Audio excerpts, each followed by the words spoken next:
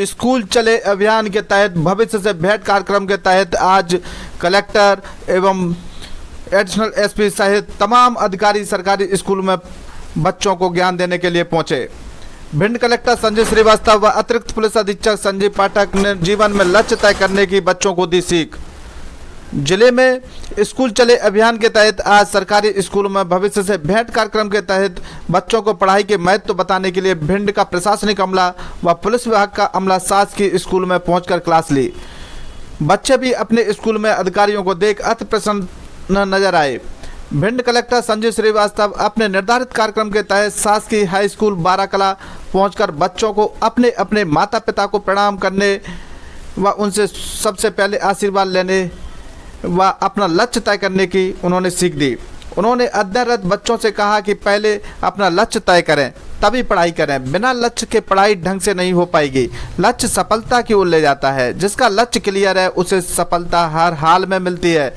वर्तमान के 5-6 वर्ष मन लगाकर पढ़ाई कर लें तो निश्चित मानिए संपूर्ण जीवन के भविष्य को सुधारा जा सकता है। वहीं अतिरिक्त पुलिस अधीक्षक संजय पाठक ने शासकीय उत्कृष्ट हाई सेकेंडरी स्कूल क्रमांक 1 स्कूल पहुंचकर बच्चों को उन्हीं के भाषा में सरल भाषा में उन्हें पढ़ाया और कहा कि आपका लक्ष्य तय है और नियमित पढ़ाई और कार्य के लिए समय निकाल रहे हैं तो निश्चित मानिए आपको सफल होने से कोई दुनिया की ताकत रोक नहीं सकती। पढ़ाई के समय जो उम्र होती है वह बहकने की होती है, इसलिए किसी की बातों में ना आए, अपने लक्ष्य में अडिग रहें और अपने माता पिता के साथ साथ शिक्षा दे रहे गुरुओं के द्वारा बताई जा रही बातों को सुनकर उन पर चलने का हमेशा प्रयास करें। आगे उन्होंने कहा कि जीवन का उपयोग ज़्यादा से ज़्यादा सीखने में करें। अपने लक्ष्य का समुचित निर्धारण का सर्वश्रेष्ठ भाव से उसे प्राप्त करने के लिए रणनीति तैयार करें। सोशल मीडिया खासकर आज के दौर में सोशल मीडिया प्लेटफॉर्म से हो सके तो दूर रहें, दूरियां ही बनाए रखें। छात्र जीवन के प्रमुख 5 से 6 वर्ष जिस प्रकार आप रहेंगे यहाँ आपके भविष्य की राह निर्धारित करेगी। छात्र जीवन की वह नींव है जिसमें आप अपना भविष्य कैसा होगा यह तय करते हैं। छात्र जीवन में आलस्य से बचें। खासकर आपको जो कार्य दिया गया है उसे समय पर पूरा करें तो निश्चित ही आप सफल होंगे। जिस प्रकार से उन्होंने उदाहरण देकर भी छात्रों को समझाया, जिस प्रकार से तनिक हवा आने पर टीन फड़फड़ाती है उसी प्रकार से ये उम्र 13, 14, 15, 16, 17, 18 जो लास्ट में टीन लगी होती है ये उम्र भी उसी टीन की भांति फड़फड़ाती है। इस उम्र को जिसने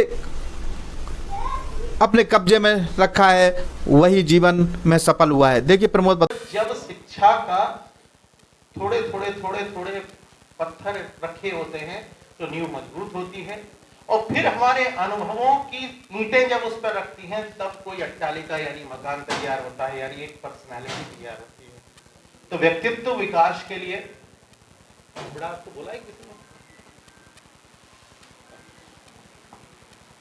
व्यक्तित्व विकास के लिए मैं बहुत ही संक्षेप में सारी चीजों को बताने की कोशिश कर रहा हूं।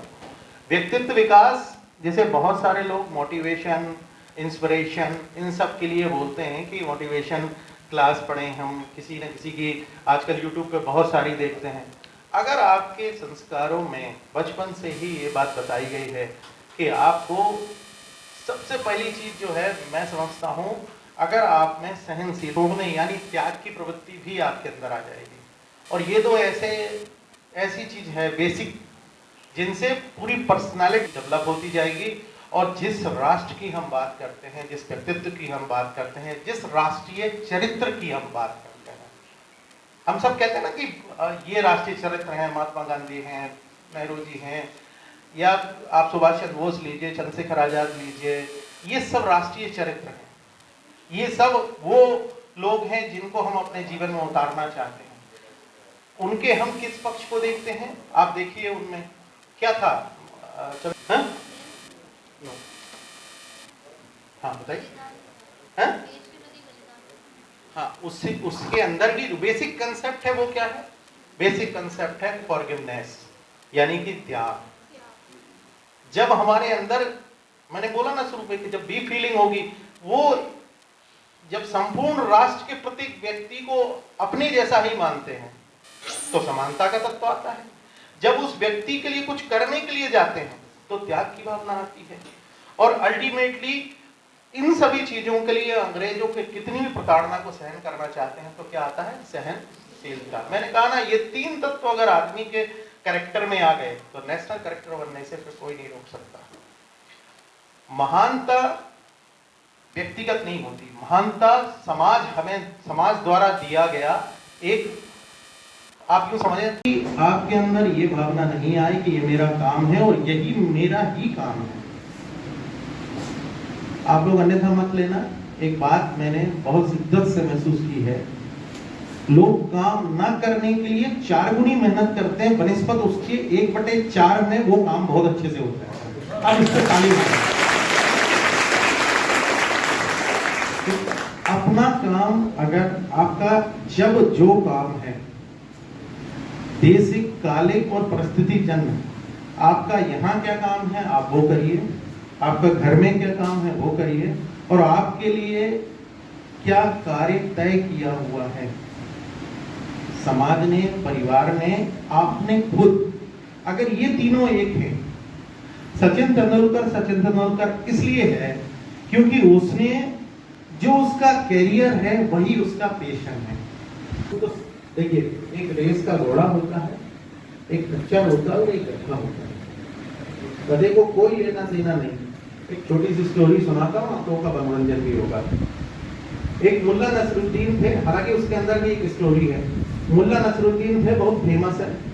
तो उनके पास करीब 40 गधे थे, तो उसमें सब पे वजन लेके जाता था और जाते थे। एक दिन जाके वो कहीं बैठे हुए थे तो उन्होंने आके बताया कि मुल्ला जी जल्दी चलिए, डकैत आए हैं, डाकू आए हैं, ये गधे छीन ले जाएंगे। हो सकता है उनके गधे समझते बोलते हो, तो मुल्ला ने तत्काल बोला कि यार चलो यहाँ से सारे गधे उठो और चलो, डाकू आ रहे हैं। गधों ने पता क्या बोला?